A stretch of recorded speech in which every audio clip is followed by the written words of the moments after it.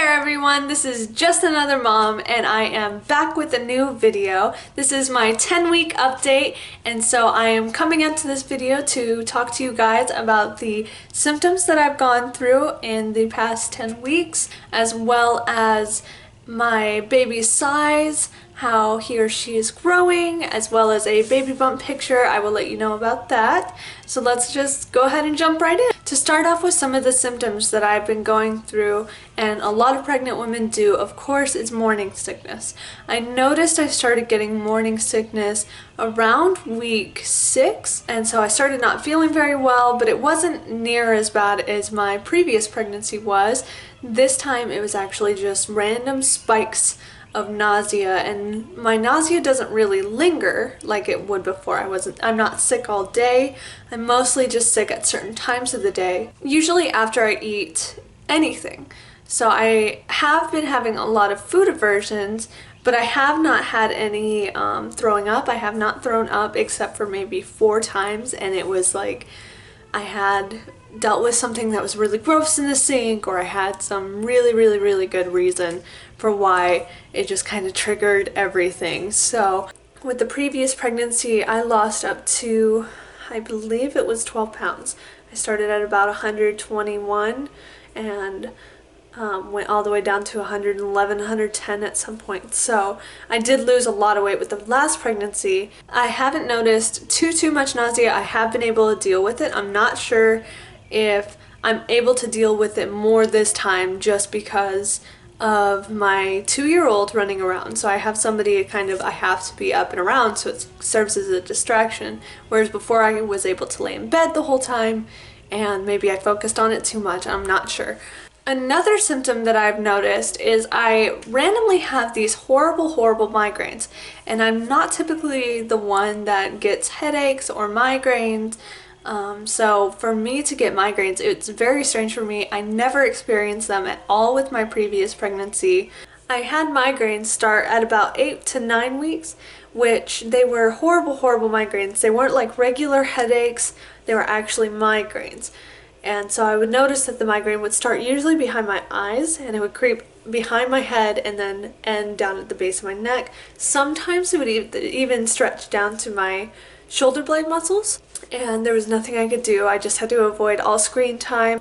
That includes the TV, my phone, tablet, anything that has any sort of bright flashing light. I also had to kind of just dim the lights. I laid down on the hard ground because it seemed to help a little bit more than laying in bed. Laying in bed sometimes made it worse. I don't like taking medication at all, especially when I'm pregnant, so I didn't give in, but I do own some now, just in case. The third symptom that I noticed I have been dealing with a lot is bloating. It's strange to see how much the body is already changing, even though the baby is so teeny tiny.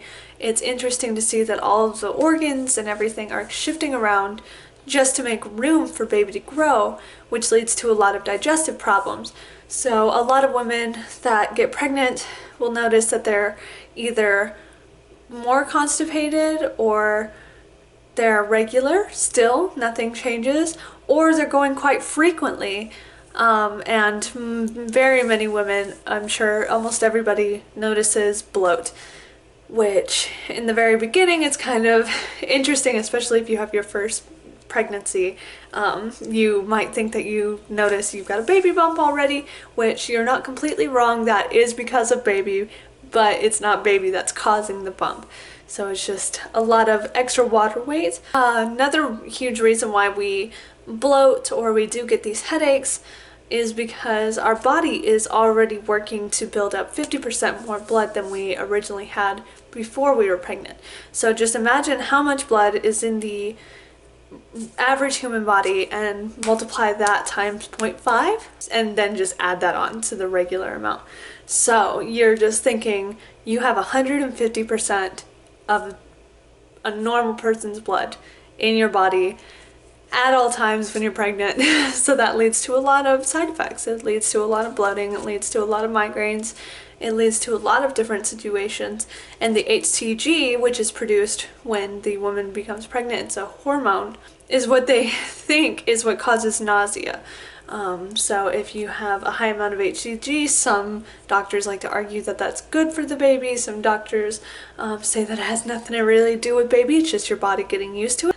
If you have any concerns or anything, definitely go to your obstetrician. Call a nurse, just make sure everything's healthy, especially with your first baby.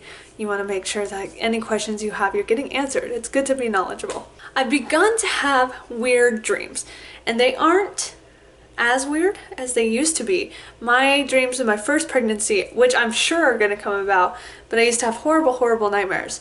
And in this pregnancy, I really haven't had nightmares. I've just had very strange dreams, like going back to high school or seeing kids that I haven't seen since I was in elementary school as grown-ups, and we're like best friends, and just weird things that would happen. And some of them seemed really real.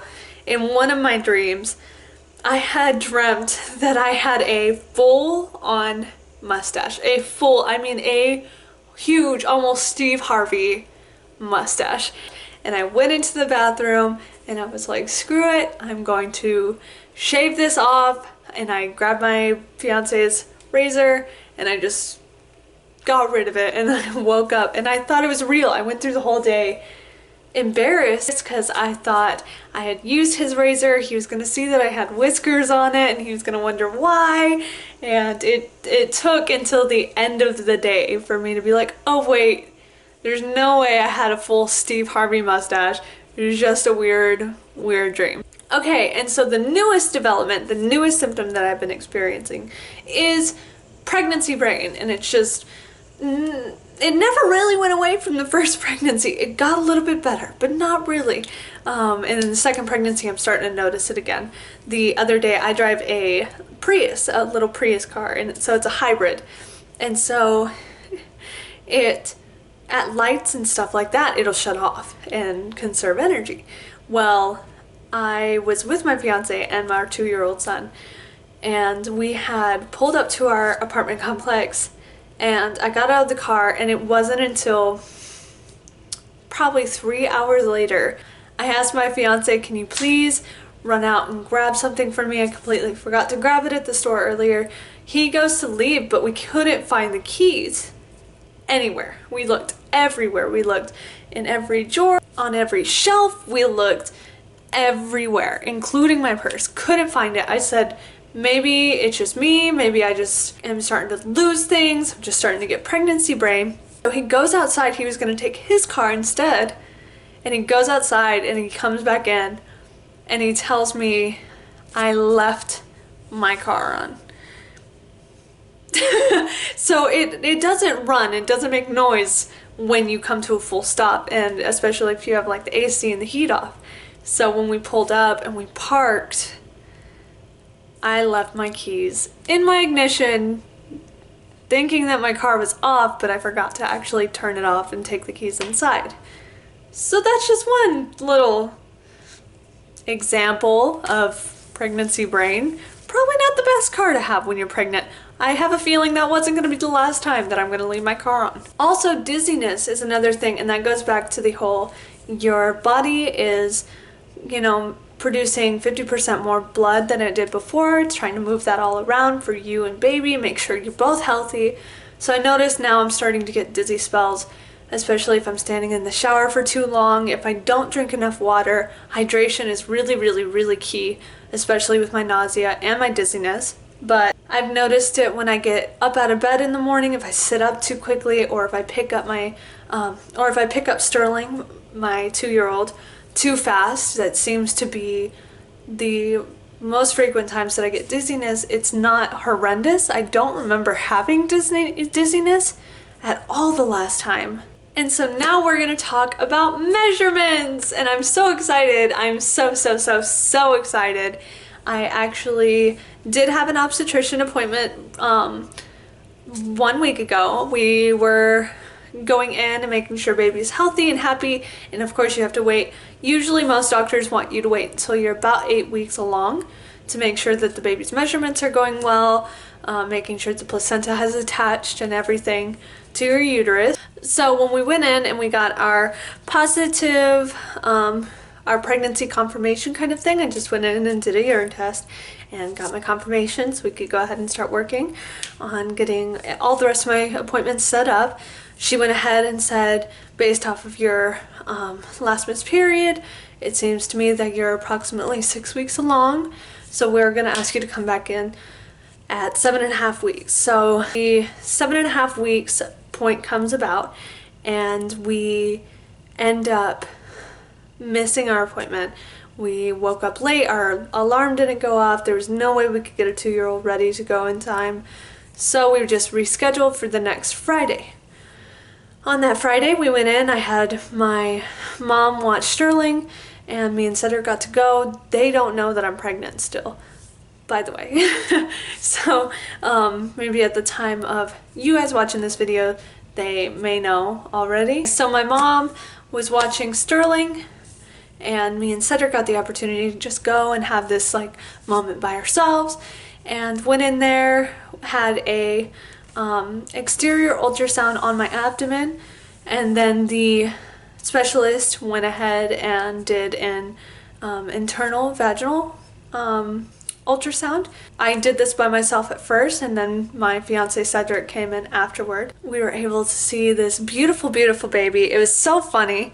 I don't think you guys will be able to tell unless you're a mom. I'm sure you'll completely understand, but there's the head, okay, and there is the hands right there, just developed, and here are the feet. And this is actually a yolk sac. I didn't know, they never told me in my last pregnancy, but babies, before the placenta is completely attached to the uterus, they have a yolk sac, and I think that's so cool. Human bodies are just awesome. So she said, based off of the yolk sac and how small it is and how it's almost completely receded, that means that I am actually 9.5 weeks along. So that's why this is a 10-week. I was expecting this to be like an 8-week pregnancy update.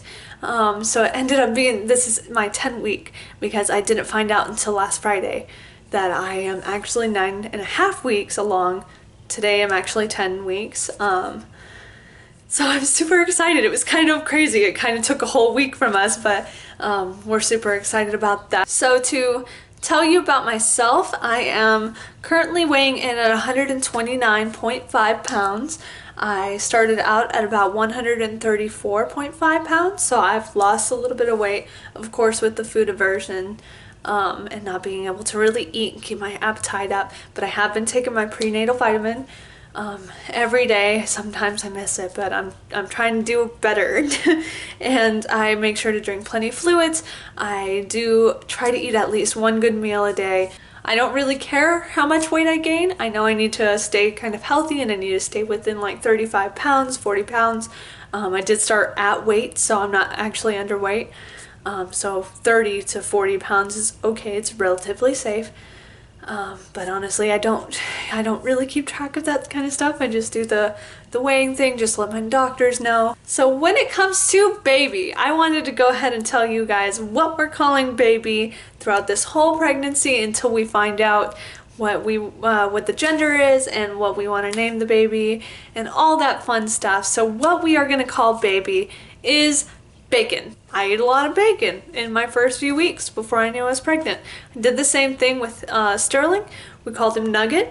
So baby should currently be weighing in about 0.14 ounces and also measuring in about 1.5 inches. 1.5 inches, you can look at your finger and just measure the tip of your index finger and then about halfway down to right there. So that's about how big baby is.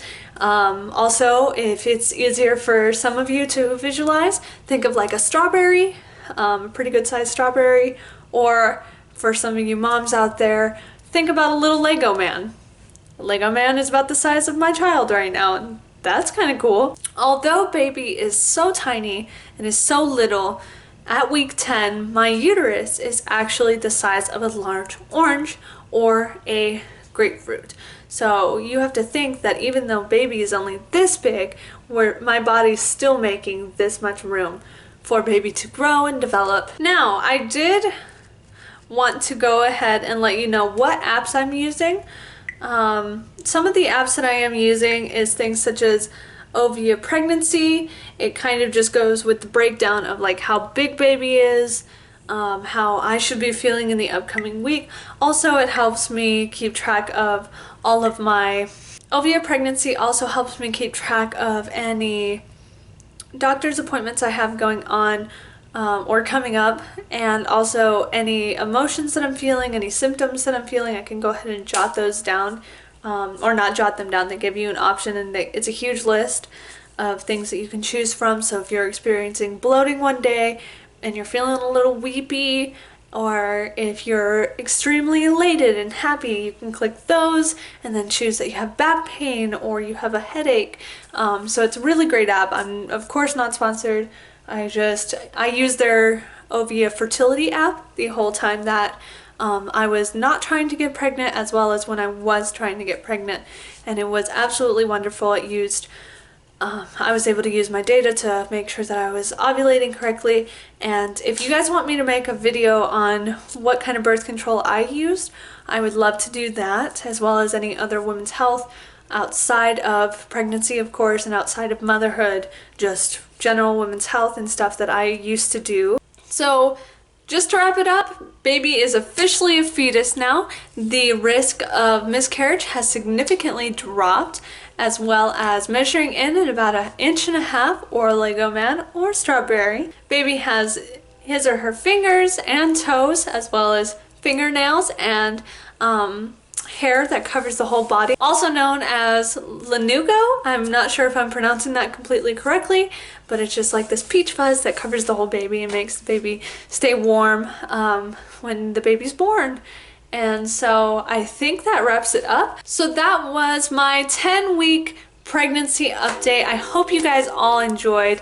I hope you got some of your questions answered. And if you have any questions or comments, please go ahead and comment down below, as well as smash that subscribe button if you want to join me in this pregnancy journey, as well as far beyond and seeing my family. I would love to have you here, and I welcome you with open arms. So remember, I'm just another mom. This is just another video, and I hope to see you in the next one. All right, bye!